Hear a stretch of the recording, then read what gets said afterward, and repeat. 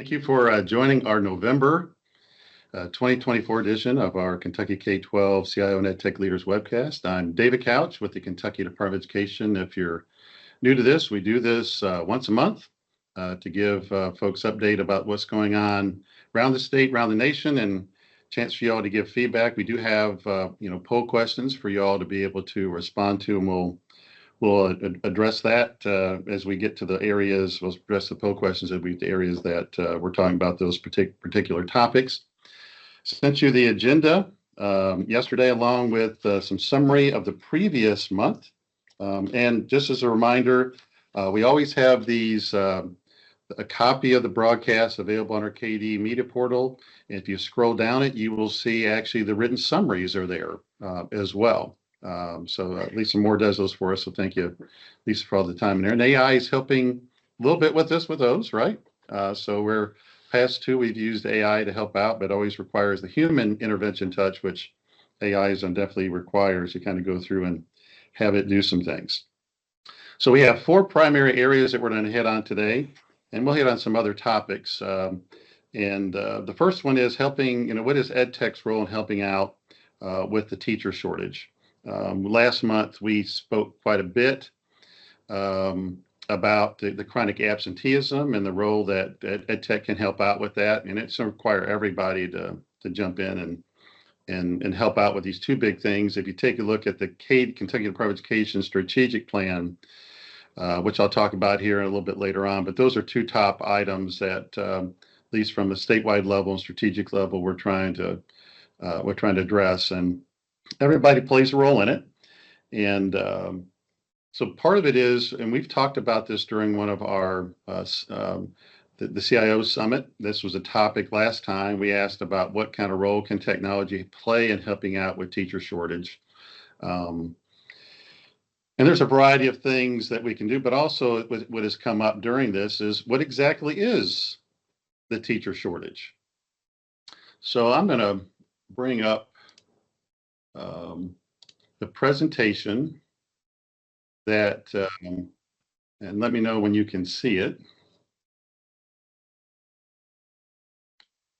We can see it there. Okay, good.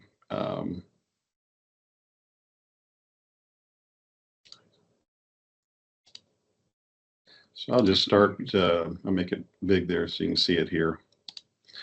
So this was presented back in October by Commissioner Fletcher to the legislature, the Durham Joint Committee on Education, which is House and Senate members. He also presented, looks like it was near identical that I could tell, to the superintendents last week. And the part that you don't see in any one of these presentations on the slides, which is part of what I want to talk about today,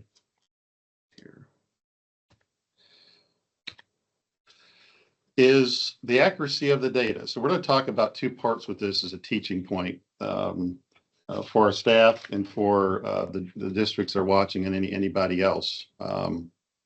So part would be, what is the data system itself that is tracking teacher vacancies? And the other part is, what can technology do to, beyond this, help out with the teacher shortage?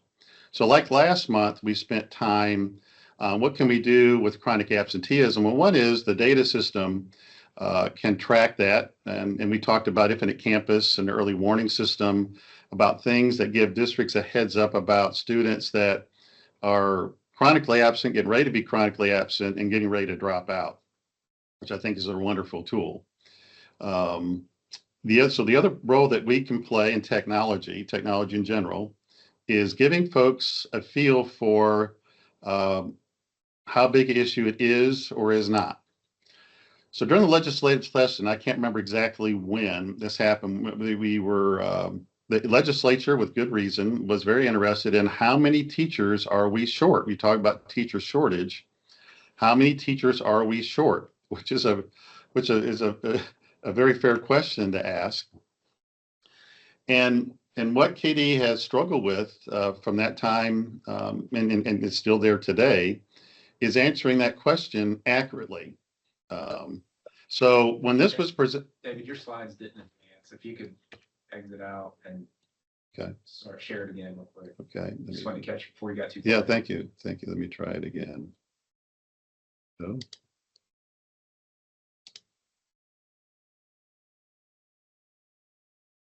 Let's see if it moves.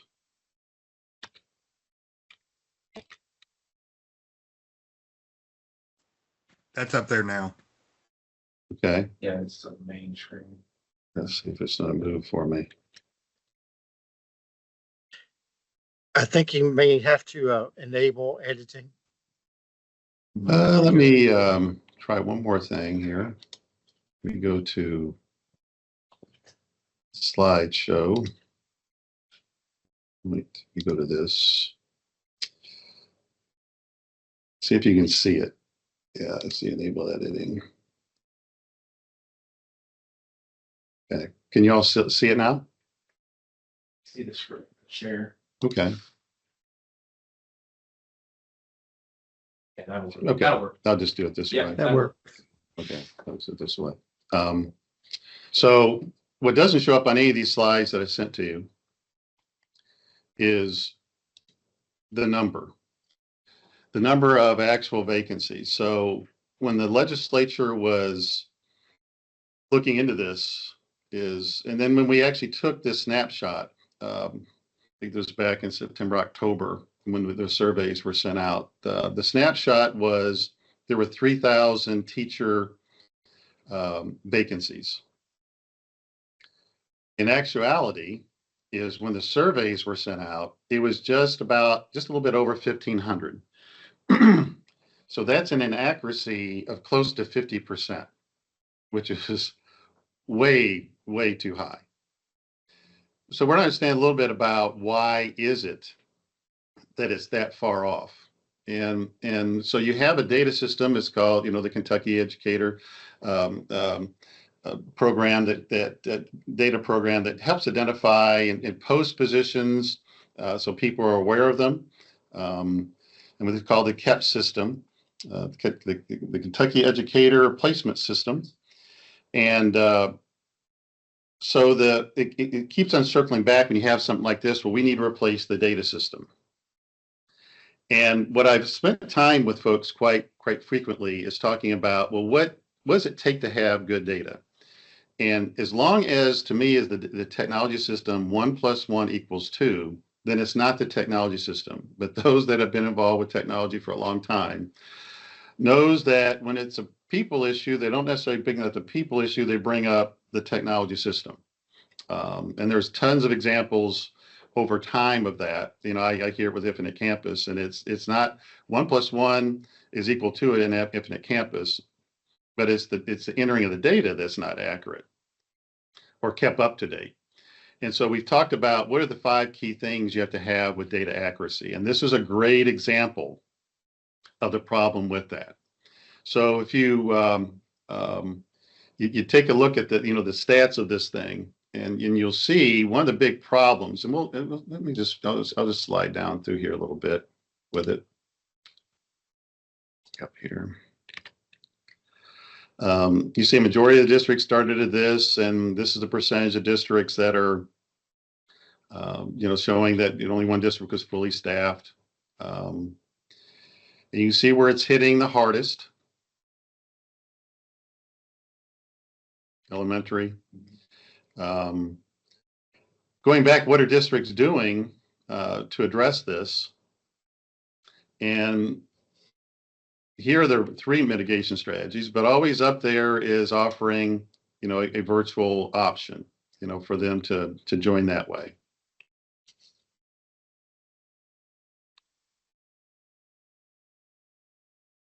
And this is not new news for those that are involved with it. Special education, what are you doing? Obviously, with education, technology can play a role with the virtual option as well.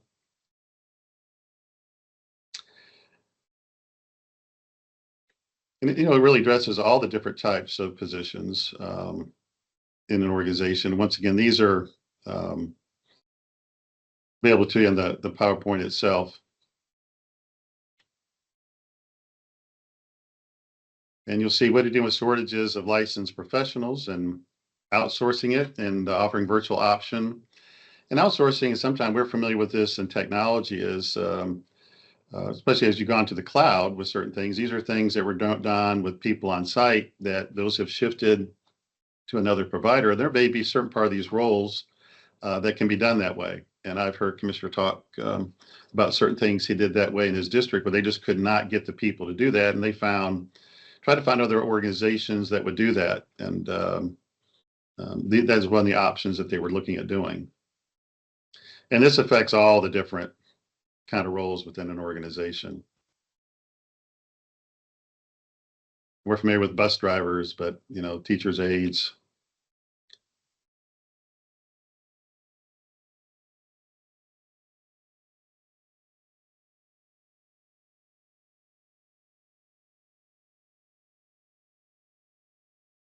You see all the different roles here.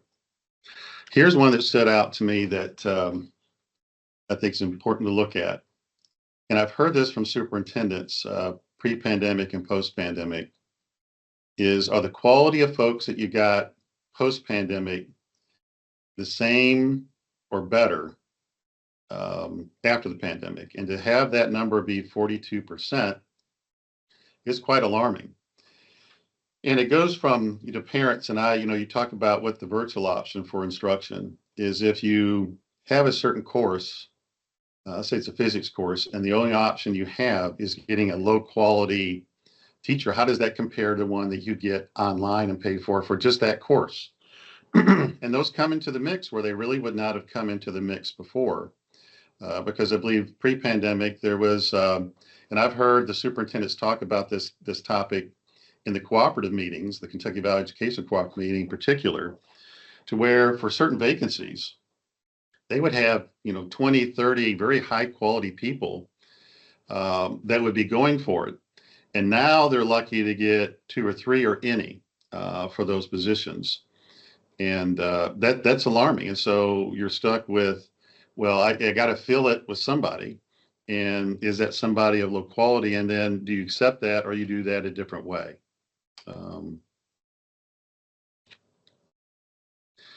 Some of the other tools utilized in other states is they have, and we're going to circle back to the KEP system.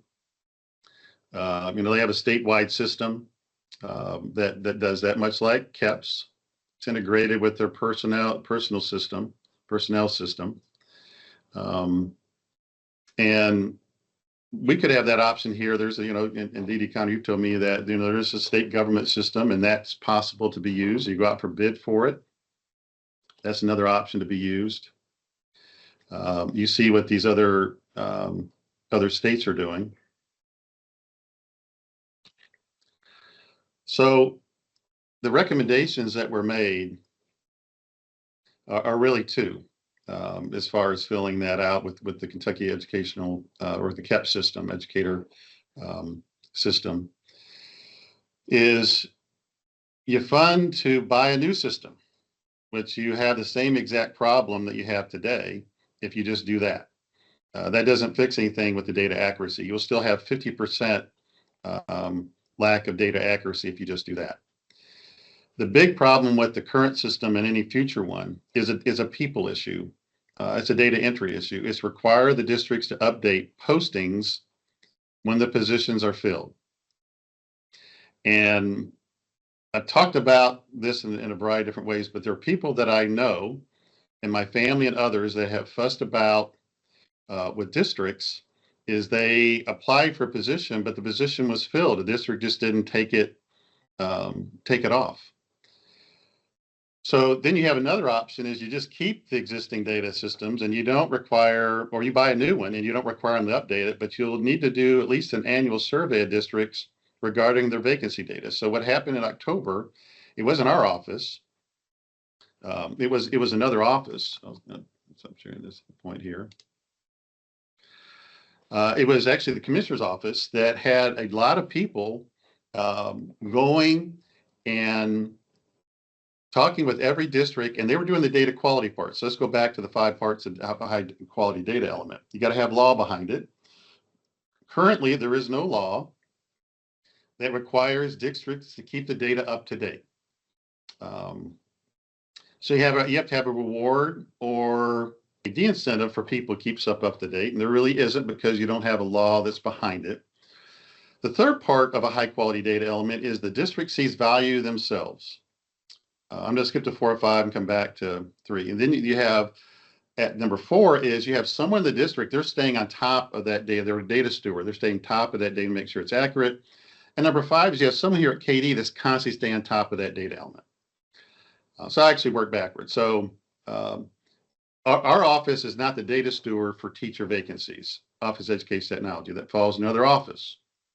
That's required, required for the educator office, that educator licenses and effectiveness office. They really have not had someone, and this is not pointing them out, but it's true across a lot of different things, that someone really stays on top of this and says, the stuff they were getting in KEPS, well, that doesn't look accurate, and following up with every district or a point of contact in district to make sure it's accurate. For the district's perspective, and some of this problem you could educate me, is they're not really having someone that stays on top of that part of making sure the data is accurate, which leads me to number 3. That's the part that perhaps you all can help me out in this conversation. I talked with Dee Dee Connor before we started today, of trying to understand why districts would not. Everything's good. We're going to find whoever that is. If you're found them. Okay. We don't really understand why a district would not want, if they have something that's posted as a vacancy, quickly getting that is filled. I know within 3 to 5 days, it seems like you'd want to do that. What it looks like is maybe once every 6 months or once every year, the district goes and says and makes that right, makes sure the data is right. So the part, and some of you maybe could educate me in the chat or some other ways is why aren't districts going faster to say they filled a vacancy, even on their own systems? Now, I've talked with Dee Dee ahead of time, is we recognize that, and there's no law that says that the districts must use KEPS for everything. So it just says they got to, when they post a vacancy, they have to make sure that vacancy is posted also in KEPS. So there is a law that says that. There is no law that says within the district system that you may use this outside of KEPS, or KEPS, you have to keep it up to date. You have to say you filled it. I suspect that unless a law is put in place, and just not a law, but you also have someone locally and someone here at the KD level, you're still going to have that. And so this, they're saying, what can you do in the interim? So the next time the legislators ask for it, you could probably expect another survey coming out that office, and probably the Office of Educational Licensure and Effectiveness, has to spend a lot of time working with someone in the district. Is this accurate? Because it helps the districts too to give an accurate number of that. So not saying is why, help me out why that is not as accurate, but we understand there's nothing that requires districts that use KEPS exclusively. But definitely the data is not kept up to date, and there's no law requiring it. But that's one that could be a great thing that would happen, that help out with the teacher shortage. You've heard me talk about, and we talked about this with the CIO Summit, is the virtual options that are available to fill positions and have some of the work that can be done that way. It could also be quite helpful. I'll add one that didn't come up during the summit or anything else that I think, at least my view, that could help out with teacher shortage, any kind of shortage you may have, is, and this will go along with students too, is you're trying to attract, shortages, you're trying to attract and retain folks to come. And ideally, it's the high quality folks that you're trying to attract and retain. I'm just looking at Neil's comment. I'll circle back to your Okay, I'm tracking it. okay. I think they said it was worth pointing out just where I'm stopped at. Yeah, I think there's a couple, David, there's a couple comments, and hopefully I'm coming through your microphone from back here, but a point, certainly Martin Herbener on our team, who helps lead our engineering and architect team, who knows the KEPS system very well. Just a quick metaphor, trying to use KEPS to understand what positions are remaining open is like trying to use a Ford Focus to tow a big boat. It's not a broken system. It's just never designed to do that. That comment fits in line with where you're going. Neil mentions that the law is that it's posted a minimum number of days, and the worry is getting the teacher in place once the number of days has passed, no one really worries about it Right. or looks back because, the only goal is to meet the minimum days Yeah. required by the law, Right. to your point Right. that you're making. Yeah. So. Yeah. So I'll circle back to one of the points he's making is, and we try to do it with Katie, is trying to, what can you do to try to attract, retain top people? And for us in technology, try to make the technology experience that they have here a good one. When we have new staff coming on, the technology we give them and the technology services, just not the computer, but the technology services, to make sure it's a good experience and they're aware of the tools that are there that can help them. You've heard us talk before. One of the key parts of the master plan is regularly taking a look at all the technology services you have, just not the pure technical ones, but the instructional ones and administrative ones, and which ones are being used and not used, and which ones are pretty cool that people are using that they're not aware of, and what other things are being used beyond those that we need to do a better job of making people aware of it. But I think a good role, besides making people, all the other things we taught technology can do, is make the technology experience a really good one from the organization, that word of mouth gets around. Yeah. I know the folks that we hire, a good number of the folks we hire in the office of technology, education technology, our greatest recruiting tool is word of mouth, that people want to come here and work. That's the folks know when they first come on board here, I'll ask them, how did you find out about us? And what made you interested in joining us? And the top answer, it's not always top, the answer everyone gives, but the top answer overall is, I heard that's a great place to work. And so it helps recruit, and it also helps retain folks. The same thing with the technology experience that you offer folks. And we've had folks from other parts of state government that have come here to this agency that go, wow, that's a really good experience. And so it's just one of the things that maybe attracts someone and maybe will retain them. And I know they're considering, money and other things that go, but it's one of the things I think that we can do, that we strive to do, to make sure they have a good experience with the technology services they have. And I know that's not mentioned anything, but I think that that helps out. See if there's anything else we want to add to that. I think there's some really strong points, David, as well, that districts should also be identifying vacancies on their lead report. And so there are other, kind of mechanisms. And I know that there's a reason why that snapshot report wasn't as helpful in this current strategy that we were after. Bruce has a nice, interesting suggestion. I think a lot of folks who work with all of our big systems have some interesting takes and perspectives. Yeah. The other part is, there's nothing that says the district has to stop using their current system. As I know Dee was talking about, and I'm sure this is a massive effort to tie in the one that you're using, right, so it updates this one. I don't know what that would take. As I tell folks, everything technically can be done, but should it be done, and can you afford that to be done? Can you maintain it? And but this is something that's going to come up quite often during the years, is because teacher shortage is such a big deal. The legislature and folks wanting a snapshot of that is not going away. So, given KEPS does not have a law that requires districts to keep it up to date, as you fill vacancies, this is going to continue to be a problem.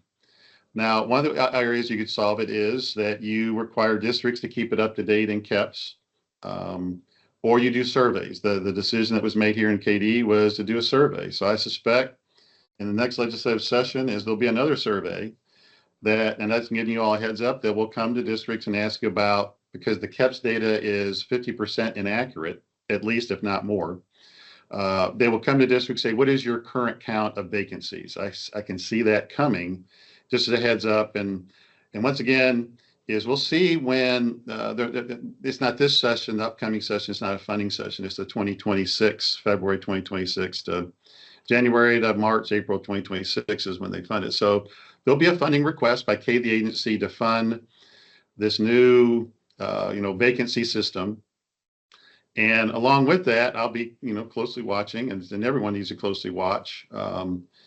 They've also put the requirement that you've got to fill a vacancy and update it. If they don't do that, they spend a lot of money on something that's just going to give them 50% inaccuracy. So we'll see that. But besides that, there's roles that we can play to help out with this, and I mean, we discussed a few of those, and I just wanted to hit upon that as teaching point. Anyone else? Yeah, Dave, just one more add. I mean, in terms of other like technology enabled strategies that can help not just to attract but retain great teacher candidates.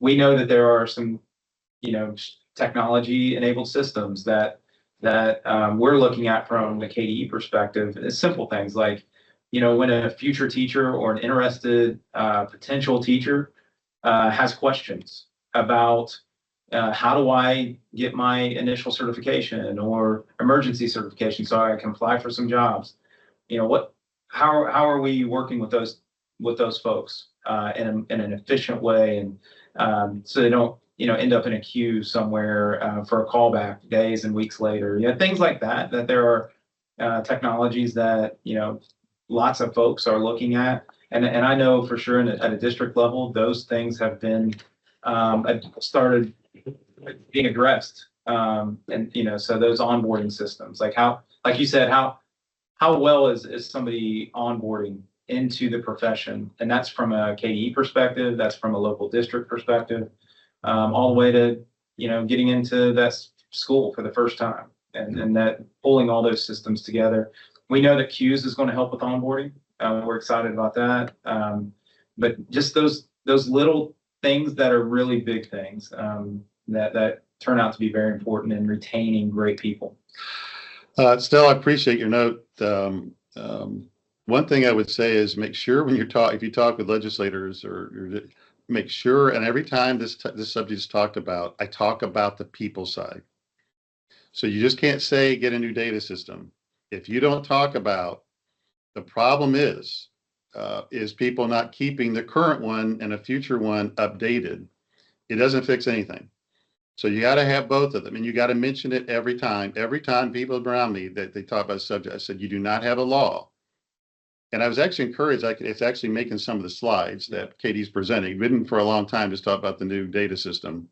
So I'm encouraged that they recognize it, but you need to say it. A data system will not fix this. If you don't address the people side of keeping the data current, it doesn't fix it. And you can buy 100 different ones. We can change them out every 2 years. You'll still have the same problem. We'll take subject. Appreciate your feedback and keep on going with that. The next topic I want to hit on is the results of our annual digital readiness from all 171 districts and our Katie the agency organizations. This is something I greatly appreciate that we use a variety of ways here, and I hope you're able to use it internally, and also allows you to compare yourself to other districts around you and around the state of where we're at. But we want to share with you those cumulative results and analysis, certain key aspects of it.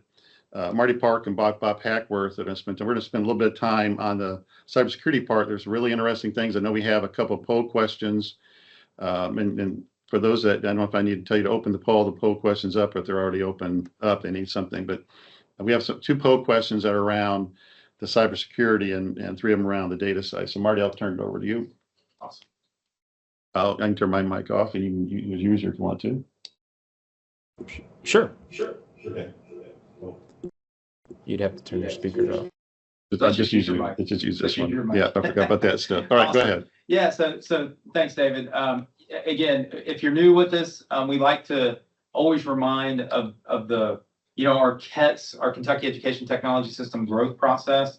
Really these 4 big items that really help us across the state move forward. That first one is our EdTech planning process. That, of course, at the district level, that becomes very important for you to work with other district leaders and talk through what we're spending our money on, what strategies are important. And next is our technology activity report. So that's our TAR we refer to, and I know that it looks like we're popping some poll questions up right now, and that's great. So that Sorry about that, Marty. So our technology activity report, that's how we're spending. That's the trending that we're after, and those commodity codes that are tied to our KETS master plan. That's important for us to understand from a trending perspective where we're heading. Certainly, digital readiness plays a huge role in everything that we're doing. That's what we want to share today is these two middle pieces. We're going to look at some of our annual digital readiness work and how that's tied into our TAR. So we're triangulating some data points here. And then finally, we'll mention later in today's webcast about our top 5, our 360-degree feedback process. But these 4 pieces all fit together, not just at an individual local district level, but statewide. They help us, formulate our game plan and what plays we're running together so that we can move big things forward. So in the process, I wanted to highlight and mention that our digital readiness public application is live. It went live yesterday. Huge thanks to Ben Maynard on our team and Samant and Balaji and our development folks who made sure that was live today before today's webcast. If you go right now to just do a Google search for Kentucky Digital Readiness, you'll come to our public application where you can see all these data. You can do a snapshot. You can look at the report, which is our infographic that I'll show just in a second. And then you can look at trends. Those trends are at the statewide level on these top 10 that we've focused on as the top 10 surfacing trends that we want to look at. That's at the statewide level. You can look at the regional level trends, which is very fascinating to look from the western side of the state all the way through central and eastern and how these trends are playing out. Or at your individual district level, you can look at district trends on these top 10 surfacing points that are important for us that we've been watching and tracking, because all these data help us look at adoption across the state in things like how we're using the internet and what are the drivers that help us understand internet growth and where we need to project and go from there. This is just a quick snapshot. When you look at that reports button, that middle button on that public application, you'll see what we refer to as our infographic. So our digital readiness work, our technology activity report work statewide helps feed into what we call our infographic. And this is our digital readiness story. And we try to visualize and look at annually how we're moving forward in some of these big areas, whether it's digital equity, whether it's teaching and learning. And, there's some pure technology related metrics that we watch. And then there's some, perception based metrics that we're going to continue to work through because it's not just important of the inventory or how we're counting technologies all across the state or in your individual district, but it's what we're getting to do with them. What are students and teachers getting to do with those technologies? That adoption story and those when we think about usage and adoption is really the most important part of this work that we get excited about. So when we look at these two big pieces, our technology activity report and our digital readiness, we're starting to be able to project and predict with really high accuracy. We feel really good about it. A huge shout out to Rebecca Bright and her team that works with Mike Lettingham and Amy Young to really look at our TAR, our technology activity report, which obviously feeds into our KETS offers of assistance. But we wanted to point out, we've talked about our funding cycle, and what you're looking at now is the technology activity report that year-over-year trend that matches the last KETS master plan. That's 2018 through 2024. So this is the complete cycle. This is such a really interesting, whether at the district level or the statewide level, to look at matching that complete KETS master plan cycle and where we are. Now we've projected and predicted. We know that we had that's funding cliff that we talked about. Well, this past technology activity report, we've started to see that drop. And we knew it. We've all talked about it. But to visualize it and understand where that trend ultimately gets to helps us feed into things like such that we've talked about, which is additional budget requests and things like that. So we've had a $56.6 million overall decrease, year-over-year decrease from the previous school year, from the prior school year. Now, definitely, as you know, that plays into our digital readiness. So from a from a technology activity report, that's the spending, the money, and how that plays in to looking at our digital readiness is important. So I'm going to call out, David, I'm going to highlight some key points from digital readiness. Again, if you go live and do a quick search for Kentucky digital readiness, you can get to the public application and pull these same data, but we just pulled them out to make it easier. So first, looking at student to device ratio. Of course, that's a ratio that doesn't get into implementation strategies or anything. But we have another increase, which is in terms of students having access to technologies. Generally, just baseline, that's good. Now, the increase or improvement here is a little bit smaller than the trend that we've seen over time, but that makes sense because we're getting to a point where we have that, right sized or that saturation point, if you will. I use that term quite regularly, but this only represents student devices, but we're at a 0.6 to 1. Last year, we were at a 0.61 to 1. And so that's just a tad bit of improvement, but that's important. Overall, and there's a lot of numbers here on the screen, I'm just going to call out a few. On the right-hand side is the 24-25. We have a 2.1% year-over-year growth in total devices. So we're up to 1.1 million devices across the state that are active, that are in service, that students and teachers and other staff across districts are touching and using. That's important. That's important for us to know. Now, certainly when we break that down and look at the overall footprint of what types of devices, that's always a storyline that we continue to watch.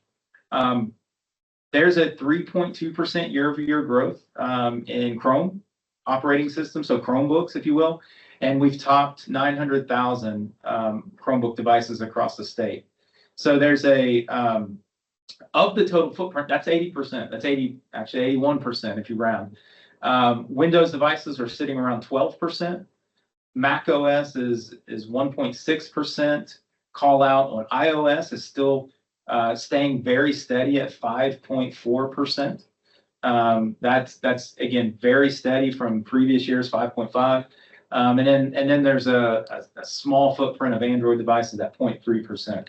And so I want to call this out and shout out to our field staff team who look at these data and help make sure these data are high quality, and they work directly with you as EdTech leaders to help think through and make sure that we have the highest quality look, because what we're doing is very important to get into our next steps. What's the next best question from an EdTech strategy perspective? So change over time is important. These trend lines become important. And we certainly, from 2014 to 2024, and I think Jody Rose put this together, but that's an extremely interesting rocket ship.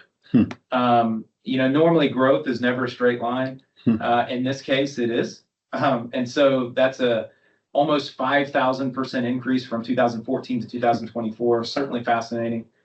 Again, over that 10-year block, over that 10-year window, that period, we have about a 40% decrease overall in Windows devices, and about a 34% decrease in iOS, and then about a 43% decrease in Mac. So that's interesting. A call out that I want to make that's tied to the technology activity report and overall spend, and I'm going to point in, if you can see my mouse here, I'm going to, this number we always look at, and as EdTech leaders, this is very helpful. We can't emphasize enough when we're starting to talk about additional budget requests and understanding the money side of the work and the leadership part, the understanding what we're purchasing and what we're surplusing. This is another year where we've seen the number of surplus devices decrease. And what does that mean? That means that we're not spending as much money to replace devices in a solid refresh strategy. And so we're hanging on to older devices. That starts to get very scary. We've been here before. We've been in a spot before where the number of surplus devices decreases to a point where we're hanging on to older devices and older equipment.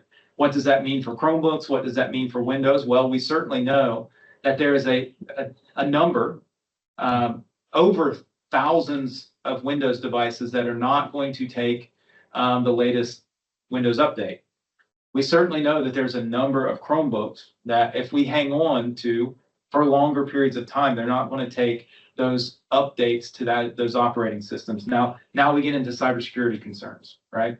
And so we're tracking these and we're watching so that we can tell the right story, so that we can get into leadership conversations that make sense. We also, for the first time this year, we looked at basic end user workstations versus advanced end user workstations. Those matched our new commodity codes and those match our new CETS master plan budget.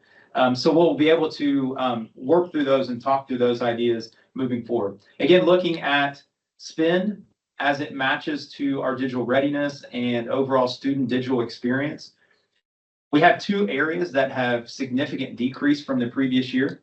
We've already identified the decrease overall. We talked about that. But then breaking it down into these two areas, software, apps, and digital content. And I think it's important because we have a $14.4 million decrease throughout the state in software, apps, and digital content. So what does that right number look like? What we know with decreased funding, we are all getting more strategic about the software, apps, and digital content that we're buying. We're asking better questions about, is that helpful? Does it make a significant difference? And then we're honing in on buying the stuff that makes, that's the most helpful. Classroom instructional technology, huge decrease there and $34.3 million. That's important to track and try to figure out, how far does that continue to decrease as funding drops? Hopefully we can work through those additional budget requests and get to the right spend in these areas that makes sense for CETS in all of our school districts. I'm going to zoom in real quick and speed up a bit, David. Again, looking at, this question of, well, how many pre-Windows 11 devices do we have? So on the left-hand side, you can look at the Windows breakdown. You can do that statewide as well. A shout out to our number of devices that we can use for online assessment. We'll look at that number. But 23 districts right now have, and I want to spend just a minute on this point. We're looking now at, when we say a one-to-one or bring your own device initiative, we've transitioned how we're talking about that and how we're thinking about that. It's not just, do you have enough devices for the number of students that you enroll? It's more about the implementation. It's more about the adoption and the assignment of those devices. Are you handing a device to students? Are they able to take them home? All those questions become important when we think about digital access, when we think about digital equity. So 23 districts right now today, and that's a larger number than in the past. But I really think it's because we're asking the question in a better way right now. So 23 districts do not have a one-to-one implementation. In other words, they're not assigning devices to individual students. And so that's important. When we look at connectivity and digital equity, when students leave our campuses, with ACP going away, what's fascinating is that connectivity beyond campus and at home has improved. So we're going to continue to watch that. We know that connectivity beyond the school campus is really tied to affordability. We know that there are other programs that are launching and have launched with specific providers that are helping people stay connected after the Affordable Connectivity Program at the federal level has gone away.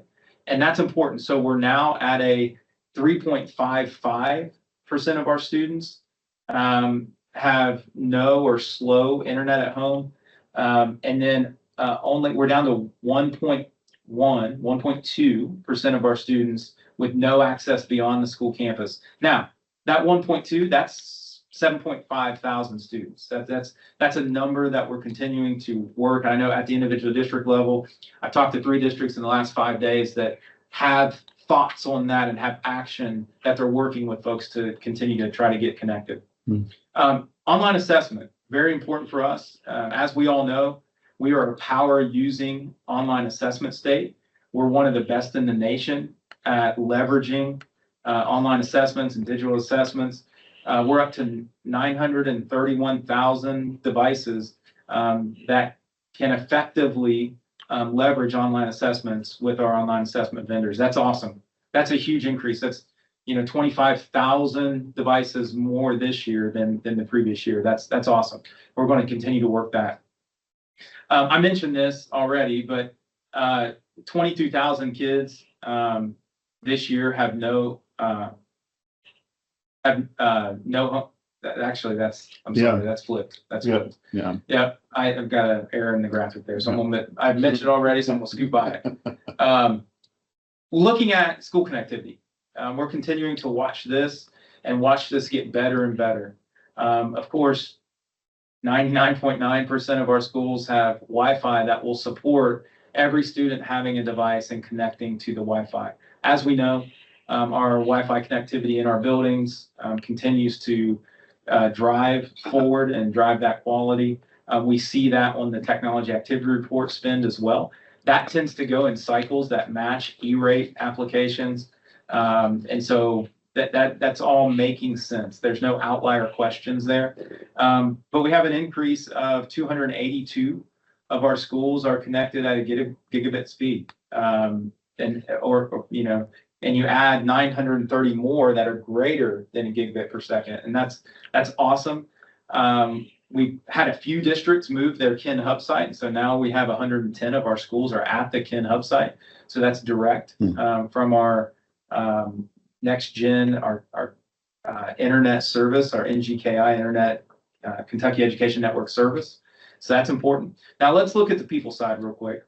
There's a lot on the screen here. The point here is that we're looking at the overall picture of all the people that are in working the EdTech space. That's our leadership, that's our EdTech leaders, that's you, that's our technical support teams, that's our digital learning coaches, that's our data professionals, that's our school library media leaders across the state, that's our school technology coordinators, our STCs that have been identified, certainly student help desk and how students are playing a role in this work, and our STLP coaches all across the state make up this story. And I know there's a lot on the screen here, but we want to emphasize the full picture of the people side. Now, the thing we're watching that is important, over the last 3 years, we've had an increase in the number of people. This is the first year that we've seen, and we have a drop. We're 22 people across the state, 22 people at the time of this reporting that were down from last year. Now, David, here's the cool part. Over the last 8 to 10 weeks, after digital readiness was submitted, we already know that we have vacancies. We just talked about the vacancies. It's not just teacher vacancies, but also other professionals in districts. And so we've seen 10, 12, 13 positions filled. And so that 22 people down at the end of this school year, maybe by January 1, is probably not 22 people down. It's probably closer to flatlining because we're starting to fill some of those positions. Now, where there's positions coming from, that's technical support roles that we have, that's digital learning coach roles, that is full-time and part-time digital learning coaches that we're asking those questions and looking at how we're supporting these roles in ways that make sense. And I think that's important. We are a state that heavily believes in school library media and school library media leadership. So districts with no school library media leaders is 0. That's fantastic. 902 of our over 1,000 positions are full-time in one school. That is fantastic. We have 127 full-time digital learning coaches in 65 districts. We have 646 full-time technicians all across the state in our districts. And so that's fantastic. We're up 109 student help desks. That's fantastic. Oh, yeah. And from an STLP perspective, that's one area of STLP, but that's an important area because this is a grow your own strategy that is working very well. And so I wanted to shout that out. We're up 1, by the way. We're up 1 in identified data stewards. So that's great. David, that continues to grow. It's not a decline, it's a growth. Yeah. And so that's fantastic. Now, what does that look like from a spending perspective? Well, guess what? Our TAR report that we just submitted and analyzed all across the state with every single school district, we're up in spend. We have an increase in spend for people, dedicated for people. Now, there's a lot to that. What does that mean? Well, we know that across the state, we're spending more for the same positions. There have been some increases in roles and what positions are hired at. So that's important. So not necessarily the number of people increasing at the same rate, but being compensated and paid at levels that are increasing and getting better. So growth. In terms of spend, we want to see this continue to go up, obviously. So it's slightly up. But we've gone up in terms of the whole. So the percent of spend for people is up to 20% from the 17% from the previous year. So that's interesting and that's good. Slightly up, we want to see maybe that go up even more next year if we can identify those dollars, and we'll see that. All right, so security questions. We did ask some security questions, and this is important. I know, Bob, there's a conversation here that we want to have. So I'm going to turn it over, David, to you and Bob, and we have 2 poll questions that we want to launch on this section. Marty, thanks for that background here. I was enjoying the chats about, you had a chance to circle back to that, why they're keeping certain ones longer on the Chrome side. That was fascinating here. So Bob, you and I have just talked about this one. And I know you have some poll questions around this and for example, this helped getting these results, helped identify for me, to me is how well we've done with, for example, MFA.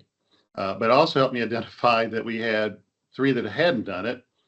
And so, those 3 organizations have been, we've gotten with those fairly quickly since I found this out and addressing it and getting movement on it, because that is such a hole. And I don't want to, on this one, mention who they are, because this is a bigger audience that's watching those, and those that maybe want to do us harm. Those 3 are being worked on very aggressively.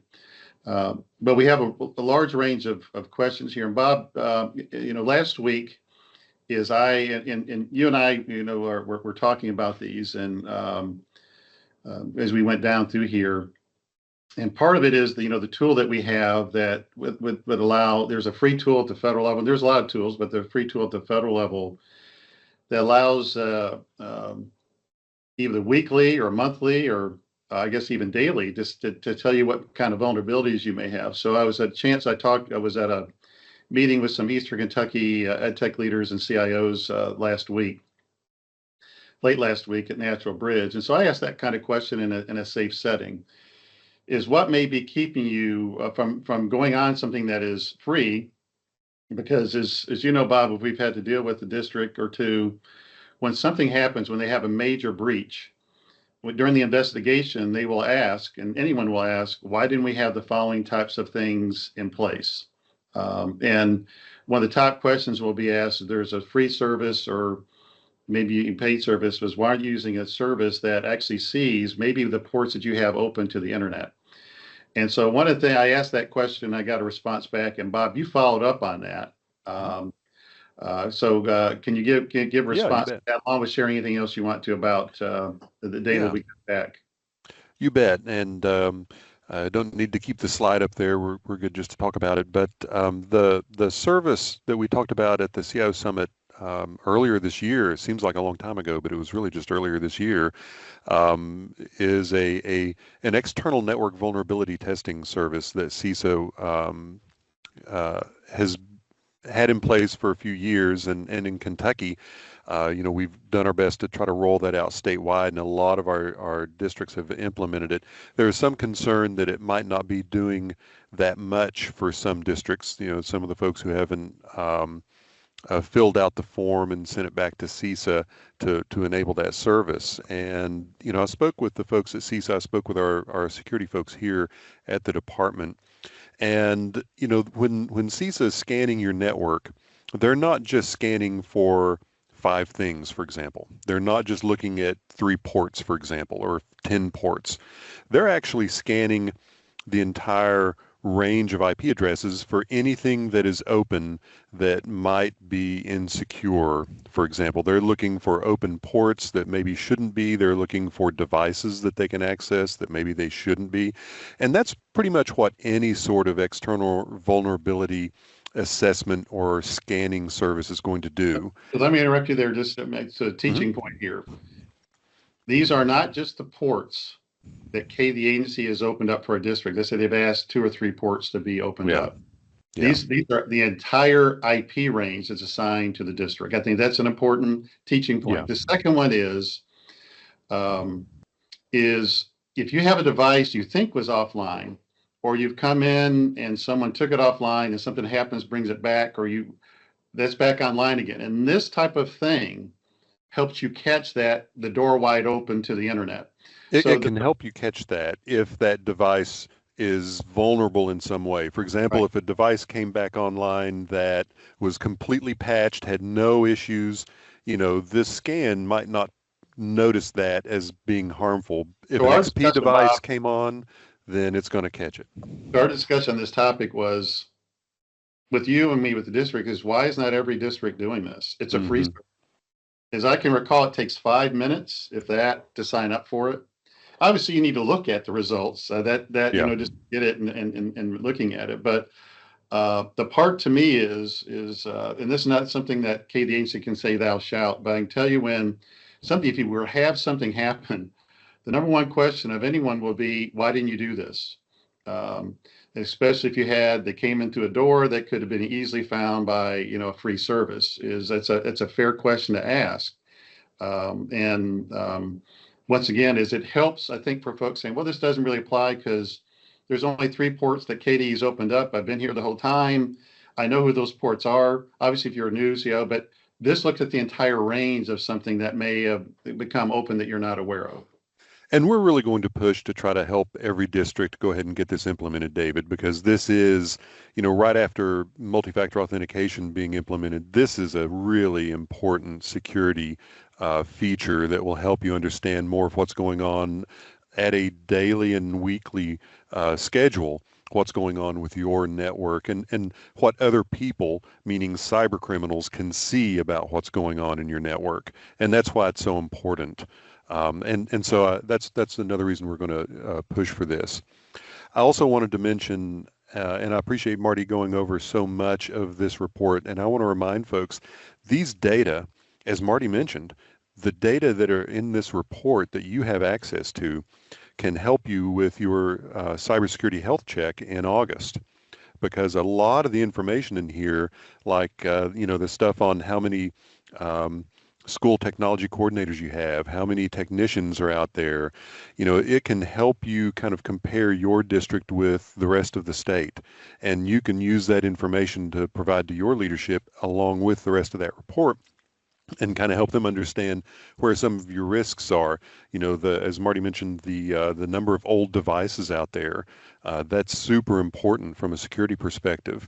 So don't just think of stuff that has the word security in front of it. Think about these other data and how those impact you and how you're having to spend your time either as a CIO or a technician or someone else dealing with some of these other concerns. Some of the other things that I wanted to mention, and again, when I look at the data on the security stuff in this report, I'm heartened. I'm really excited about it, especially for MFA. Not so much for the CISA vulnerability stuff, but hopefully we'll get there. But he's not bringing the part back up. He'll bring the data. Oh, no, it's fine. We don't need to do that. Right, he's just right here. He's gonna do it. Oh, we got to. Yeah. You're going to ask me to do math. That's sorry, Marty. I'm going to have to. While we're going through this, it was some of the things that I really was interested in. For example, the number of districts who've implemented self-service password reset. And I've got kind of the information here in one of our polls, and I'm curious as to why folks haven't done that, for example. We don't have a whole lot who haven't done it, but for those folks who haven't moved forward on that, that's really important because as we move forward with security, some of the ways security can help the most is by removing friction from your end users. And when folks can reset their own password, then that helps them have a better experience, and it helps the technology staff to have a better experience in a lot of different ways as well. And so I'm curious as to why folks might not implement that, because I think that's something that kind of gets rid of some of that friction, like I said, from the end user. And then the next one is geo-blocking. And that was one of the big ahas that I saw years ago, was how many people were trying to log into our cloud accounts here at KDE from other nations and from within the USA as well, but especially from other nations. And it was, over 5,000 in any 2-hour time period. And that's why we went ahead and just blocked pretty much everything. While that's not going to make you 100% secure, no such thing exists, it really just took a whole big bunch of things that I had to worry about off my plate. It took a lot of that whole cloud account concern, people trying to log in from other areas, just completely took that out. Now, MFA certainly helps with that, but this is another component to help with that. And I'm really curious as to why folks decided to not block every nation. Now, I understand that some folks might block almost everybody, or maybe some groups of nations that they feel like are particularly troublesome. We have not really found a whole lot of concern or issue blocking every nation. And then if something needs to happen, if something special needs to occur for us to allow some sort of person to go to a nation that we have blocked, we can make that happen. And we try to walk that talk in KD as we block them all. And occasionally, when we had a commissioner that would travel out of country, and we would open it up for a very, very small window of time. But generally, we open it up for no one in KD agency, but there's ability to do that. So we try to walk that talk as well. Absolutely. Absolutely. Bob, I would say this to circle back to the CISA. You can see you were happy with 71, yes, and I was like, why do we have 103? No. So because once again, in an investigation or in a prevention, these are the things folks look at. Have you done these? And there may be reasons, but if you've not, and it comes up, you could have prevented this really awful, embarrassing thing happening in your organization. And why didn't you do some of these? And that's it's part of this is there's no law that says you have to, no reg, but there's part of it, if something were to happen, these are the first things that investigators look at. Is why didn't you do the following, and just make sure you have a really good answer for that. If you don't, try to do something to address these. Bob, can you show the just the responses to the questions we have here, and we're going to have to move on to another topic. I'm not sure if I can show them or not. Let's try it out. Can someone show them for Bob? I mean, I like Marty's gonna show them. Can you show them, Bob? Marty? He's getting there. Good. Oh, well, while he's getting there, I appreciate that once again the energy that folks have spent on the digital readiness. Obviously, that helps us give a picture of where we're at and where we need to go. And so we'll make sure so someone said, do we have the PowerPoint available, whatever, we'll make sure we make that available to you later on. Yeah. And David, I wanted to, as we close out digital readiness and we're looking at showing these poll responses, I wanted to mention, Ben Maynard, who helps lead this work with our field staff, and Caprice Robinson on Mike and Amy's team with Rebecca, do an awesome job of pulling all this work together, making sure that we follow a strategy. The way that you can use this work locally is really important to consider. As Bob's showing his screen, I wanted to mention last year we created a version of the infographic. Ben led this effort, Ben Maynard, created a version of the infographic that every district you can edit to put your own district data in that you can use locally. We had a few districts do that. One district, I know Clark County, Justin Kaysen shared how they posted that kind of in a big poster to help tell that story. So use these data to tell the story. continue to use the tools that we're providing. If you want to make it better, help us make it better. We'll do that.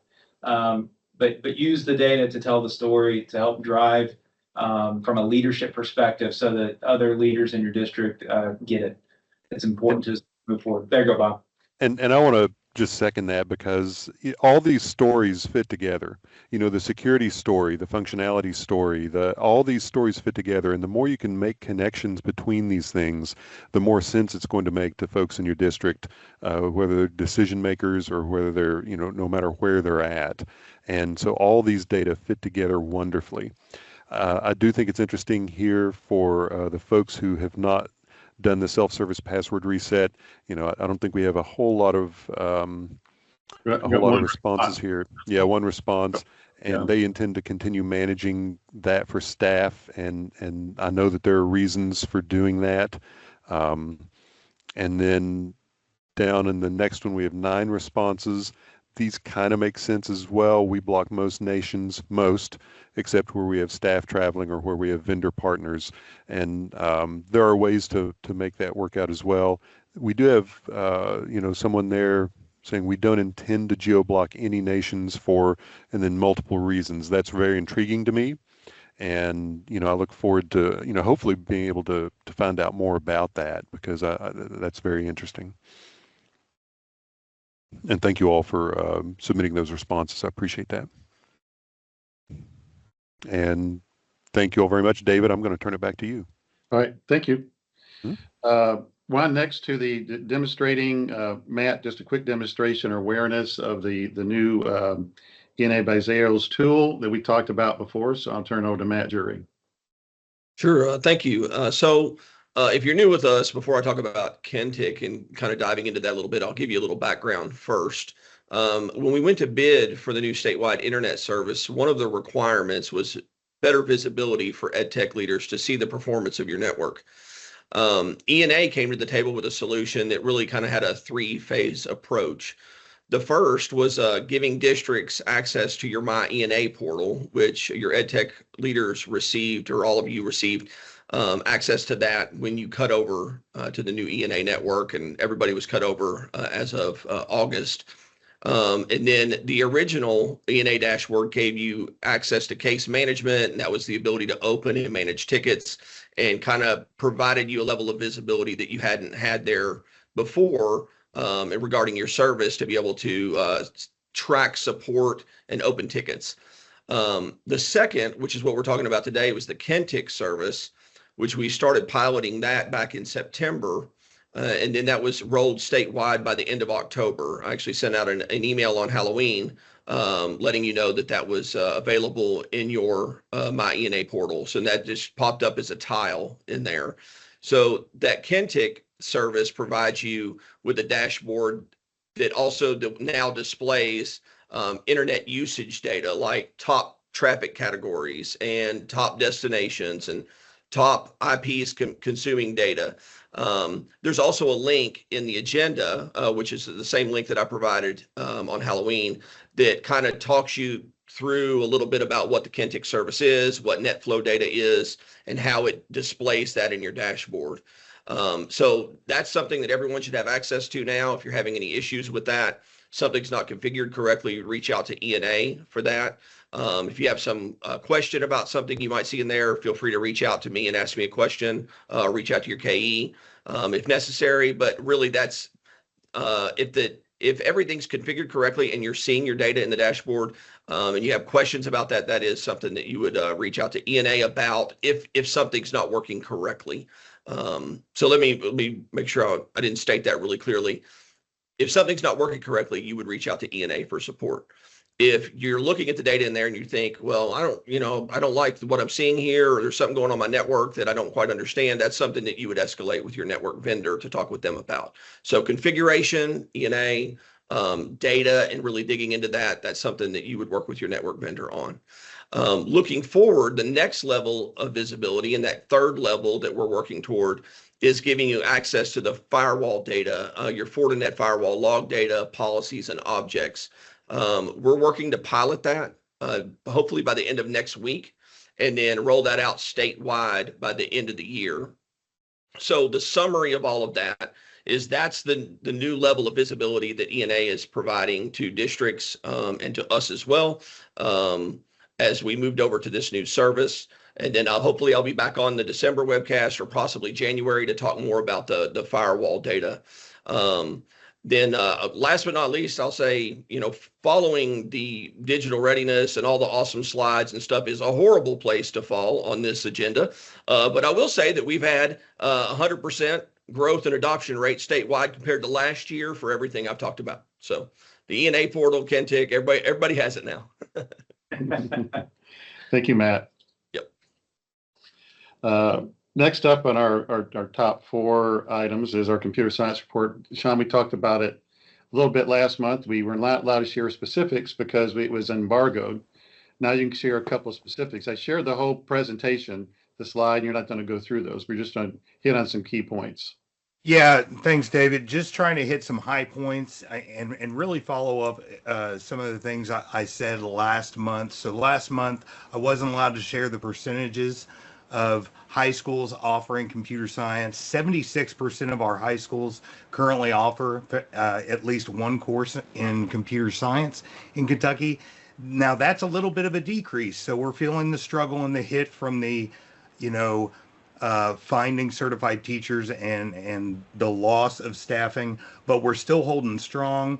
That still puts us in a very comfortable position in the top 16 in the nation for high schools offering computer science. We have an average growth of 7.7% annually since 2017. We're 6th in the nation for the number of high schools, or for the high school students participating in computer science. That's at 11.5%. So think about that. That's 11.5% of our registered high school 9 through 12 students participate in some sort of foundational computer science course annually. That's awesome, okay? And we've done that without having to put in some of the other things that other states are doing, some dictates. And we don't do that in Kentucky with, what we don't tell them what to do. We like an OET to bring everybody into the fold, make them see why things are valuable, just like the things that we've been talking about with security, making sure that they see the value in that. So states are now asking us, how are you getting rural schools to provide CS? It's attraction rather than promotion. We're showing them the value of computer science. So 76% of our rural high schools are offering computer science in some way, shape, or form. And we've also seen another increase in female participation in computer science. That's now at 34%. So it's incremental growth, but it's still growth. And one last thing I want to point out is that Code.org does this line of best fit for the nation. But they're now really recognizing that Kentucky is doing some things right because we keep maintaining or gaining in these areas without requiring schools to do things that we dictate to them. And they're saying, what are you doing? Well, we do digital readiness survey. We provide opportunities in conjunction with STLP. And they specifically pointed those things out that are unique in Kentucky EdTech that tell us what's going to. And yes, Martin, I just saw your comment. Is there a published report that I can point you to? You can search for the annual computer science report from Code.org. It's at the Advocacy Coalition website for Code.org. We're going to be providing within the presentation that you should have already gotten a link in David's email to find that. But also we have our own upcoming December 1 report that focuses just on the state of Kentucky. It's our internal data, and we're showing that to the legislature on December 1. We're really excited about the growth that's happened in computer science. And so thanks for the opportunity to share. Tried to keep it quick. I appreciate everybody's support in this. Thank you, Sean. I did want to also, high five to Sean and his leadership work in computer science. That's comprehensive K through 12. And I point out K through 12 specifically because we're one of the few states that are looking comprehensively. What are we doing K through 5? What are we doing 6 through 8 to offer computer sciences? And most folks are talking about high school, which is super important. But we know that changing the invitation in high school starts in our elementary schools and in our middle schools. And so that's the work that I also think is going to continue to pay off as we move forward with computer sciences. Yeah, yeah. Thanks for pointing that out because I mean that's a huge thing, and that's why partnership and opportunities within things like STLP and also some script programming workshops that several districts have participated in to say, what is our pipeline approach to computer science from K through 8 to get our numbers up at the 9 through 12 level? While 9 through 12 and in some middle school, it's easy to track those course codes for computer science. It's harder to do at the K-5 level, but we're still seeing things happen. And so CS Ed Week is coming up. Do an hour of code, okay? It's really easy to do. Contact me. I'd love to help out. Thanks, Sean. I know in the report, that's not to respond to, but and this deals with teacher shortage as well. You saw in the teacher shortage kind of report is school districts, because they can't find teachers, are having to eliminate certain courses or not offer them. And in this computer science report, it talked about the issue of small rural schools being, not having computer science courses. I've been up all the different, kind of scenarios. The small rural schools do not have, and it's an issue of providing computer science. And so obviously you got to take a look at some other ways to provide that, but that definitely came out in the report as well. So thank you for all that feedback. Dee Dee, Ron, to you for a quick. I did a summary of your update that we sent, your mid-month report that you sent to me, an end-of-month report about the data system. I tried to put in there in a paragraph. I think I captured most of them. All right. Just a reminder, everybody's school report card. We're still going through the process of reviewing data. It's 3 years of data this year. It's not just 1 year of data because the old school report card is going to sunset December 15th. So we're going to lose that source that we previously used and had the 3 years. Appreciate all the work the districts are doing to make sure that data is entered where it's needed to be and also verified. We're really missing a lot of district approvals. So if you're not the person that does school report card, but you know who is, just make sure you kind of nudge them a little bit about district approvals on the domains that are out there and ready for your review. We also have another civil rights data collection window. It opens, actually, I think it said December 7th, actually December 9th. KDE will populate that data as much as we can, as we have in the past. So hopefully that continues to help the districts. There are some resources available on our website if you have questions about there, along with a matrix that kind of shows what KDE is populating and what districts and schools are responsible for collecting. I hope to see some of you all at Winter Change. That's the Infinite Campus event. That's December 5th and 6th. The event is at capacity, but we do have a training, have that opportunity to meet there and get some good training from Infinite Campus folks and other districts. So Infinite Campus, I want just a shout out to all of you that helped get folks to come to the chronic absenteeism training. We did have really good turnout. We had 260 registered, had very good attendance. If you have folks that are interested in insights around chronic absenteeism and they didn't make that training, that recorded training is available on the Passport site. And then one last thing on the KEC system, LEAD has closed for the fall window. I just want to remind people because I get lots of questions about where the numbers coming from out of field teachers. LEAD is open year round now, and the KEC system, the Kentucky Educator Credentialing System, is open, and you can see the dashboard, what teachers are out of field. That is updated throughout the year. Sometimes it's as easy as making a course correction in Infinite Campus to get something fixed. We actually, the end of the year data, so you get a full year to make sure it's good for out of field reporting on school report cards. So that is a little bit different than it has been in the past, but I hope it's a much better experience for you on the KEC side as well as the Infinite Campus side, getting that data updated more frequently. So that's my quick update, David. Right. Thank you, Dee Dee. And just a reminder, and I don't know if we can get to bring up polls, and I need to plug this more at the beginning, is the way that you see the polls is a little icon there that has polls. And so I'll send some folks over to that to see it. So polls are some of the polls that Dee Dee was mentioning. They're launching now, so folks can respond. Okay.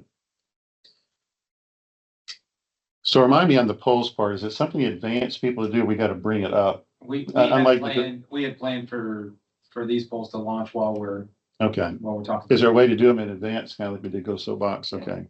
All right. And I would say for most of them, it's just just open them up. open them up. Yeah. I'll tell you what we'll do is open them up, and we'll come back toward the end on these to do those. This is a good time to plug, and it's our annual top 5 feedback is due from all districts and all of our OET staff on 16 December. Lisa, you're creating some summaries for that, correct?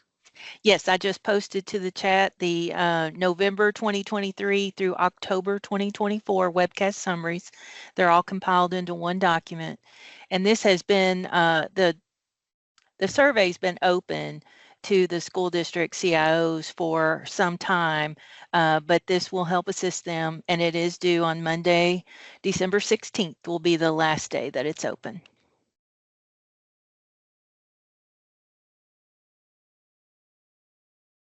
Thanks, Lisa. I would just say as we do it, this has been incredible 12 months. The amount, if you take a look, and sometimes you have to just go back in time, all the major things we've done over the past year that affect all school districts and what you've done in your district. It's pretty phenomenal. And not that we can't get better, but it's a good way. These summaries are a good way to capture back. Sometimes it's tough to capture what you did 2 or 3 weeks ago, months ago, let alone a year ago. But it's been a lot been done in a year's time frame. A lot of good stuff, I'd say. Next on my show is give you an update on the OET portion of our website. Let me find that here. Get that up here. Yeah, here we go. And tell me, I guess you tell me when you can see it. Got it. Okay, good. So we talked about this before. Lee Muncie has helped me out with this. On our staff is we've broken it down. We went through an effort to eliminate the old stuff, update and the stuff that we already had up there. If it had people that had come and go or the link wasn't there, so we spent a lot of time and energy on it. And then we've come to where we just hit on 5. We call it the 5 boxes of items, and this is where we'll ask you to take a look at this stuff. It's not live yet. This is the draft of it, but it's going to get live here pretty soon. Our 5 boxes are what we want you to know the most, and you is just not the districts. Obviously, you're a big part of it, but the public, our own staff, our KD agency staff is what we, if someone's trying to find out about us, that's what we want you to know the most. What people want to know most, which we get a lot of calls from, and this really drives e-transcripts is the #1 thing that people contact us about. But what do we point people to the most? And that's the 3rd box that we have there. And then we have down here called box 4 and box 5, the hot topics. And we pick a lot of the hot topics from data from our most recent CIO webcast or other items that we know hot topics and upcoming events. So, for example, if you see something that's not on there, go ahead and put it on here. We're intending to have it on here. The other part is, do we have the order of these right? Do some of these need to be moved up or down in order? But so this is for our OET staff and for our districts. If you don't see something of the area here, this is your chance, because if it's not here, then it's not going to be part of the OET part of the website. And the old master plans are no longer on here. We'll put those in a historical place. I call it the Ketz History Museum. For example, this document that I point people to that we give out often. This is like for our new board members. We send them this, and this gives people just who don't know us is kind of like here's who we are. Anyone generally new in a leadership position, we hand that, but it gives people a pretty good overview. So that's an example of one. Here's another example of areas that we want, areas of emphasis. And you see our digital readiness here now. For our own OET staff, this part over here goes away. You only have a back button over here. So just make sure when you see this is what you have. So this is just a quick overview of the site that we just wanted you aware of. Sharing. So if you have any comments on it, this is the time to bring those up before we go live. But obviously we can change that. So Lee, you'll hear about we're missing something to quickly add it and shift it over. So thanks for your work and everyone's work in helping us put that together. STLP, Jeff Sabelski, got some things you want to share. We got regionals happening and yeah, tomorrow. Yeah. Absolutely. So, hey, big thing. I just take a quick moment to share with everyone a quick reminder that tomorrow is our level 1 regionals event. And we do have a few good news items here to come along with this. We've got ourselves about 1,000 projects ready to roll tomorrow. So we've got a whole bunch of students who are scrambling today to make sure they've got all their last minute changes ready. And we've got a bunch of coaches who are working really hard to make sure that these students are ready for their big day tomorrow. And those will be coming from we've got around 400 schools, 103 districts submitted to be part of the regionals event. So we're feeling good about those numbers. They're right on par from where we wanted to be. And then also we have 428 folks who are volunteering to be judges tomorrow. A lot of the folks on the call I know are taking some time to do that for us tomorrow morning.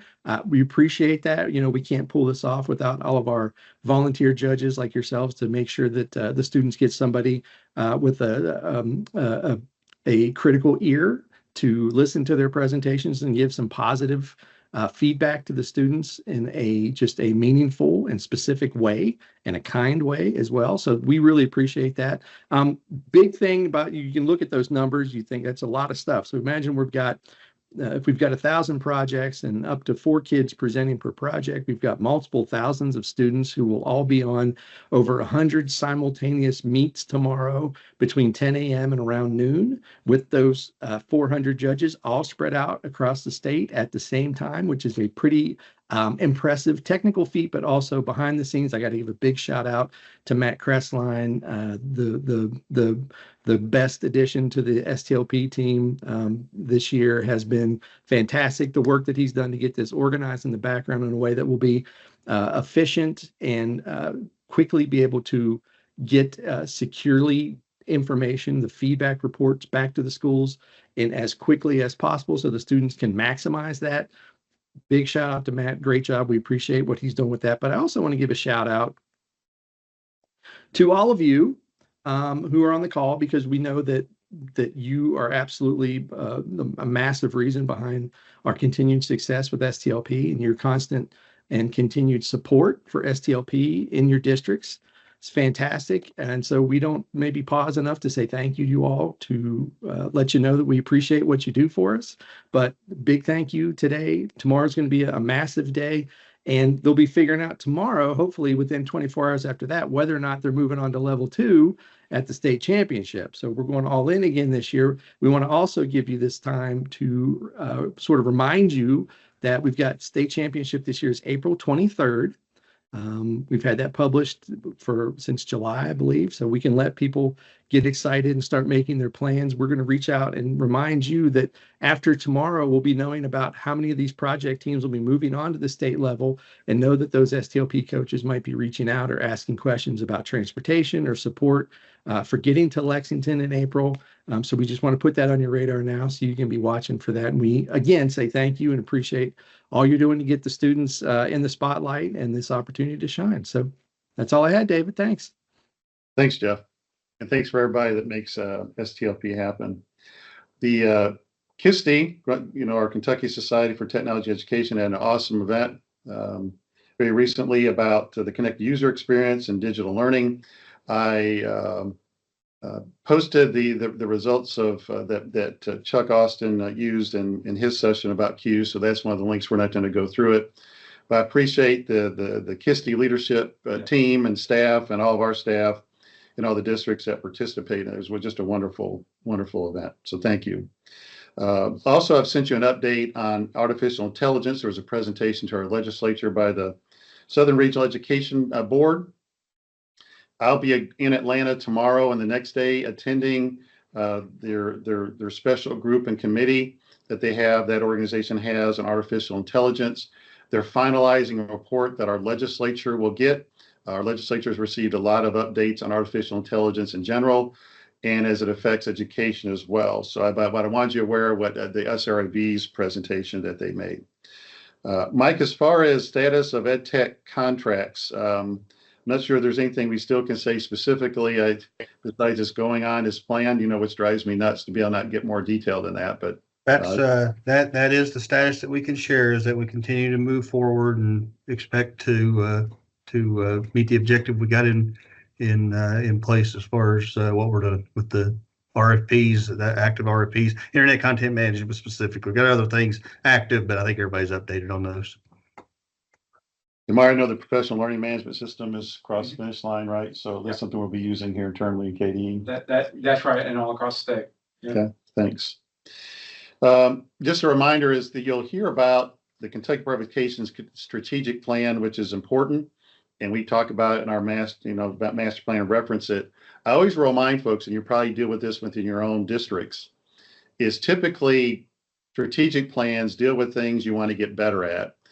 And they typically don't identify the things that you're doing well that you need to keep on doing well, that folks count on it. For example, keeping the internet up a certain percentage of time. So with our KD leadership team and for our OET staff that are watching, and I did this last week, I always remind them of you may not see yourself in the KD strategic plan. Sometimes it's good because it's not an area that needs, greatly improved, like teacher shortage and chronic absenteeism. So that's actually a pretty good sign that you're not specifically called out for it. But I do remind folks, and I know you deal with this internally within your district, of reminding them, even though you don't show up on your district's necessary educational plan, there are things that you do behind the scenes, and you may have some things you support indirectly. For example, I always point out how we help out with the teacher shortage and chronic absenteeism, but there are day-to-day operational things that folks count on. And our KETS, our Kentucky Education Technology System Strategic Plan, is that. It shows how we connect into the bigger picture along with things that we want to keep on doing well and improve on. You saw a quick note about our customer satisfaction survey on the bottom of all KD emails. I think that's in place till the end of January. It's a way for KD agency to get feedback on how well we're doing, just not with districts, but an organization beyond KDE. I put a note here on our some couple articles that were posted in Kentucky Teacher and the Kentucky School Boards Association monthly publication. So that I've always appreciate the positive publicity there. Do we have anything else that we need to cover that folks would like to hit upon? Well, I want to thank everyone for joining us today. Hope you have a good Thanksgiving, and we will see you in December. So take care, and I'll hang on here for a little bit, but thanks for those that joined us today. Eat lots of turkey. Eat lots of turkey. Yeah.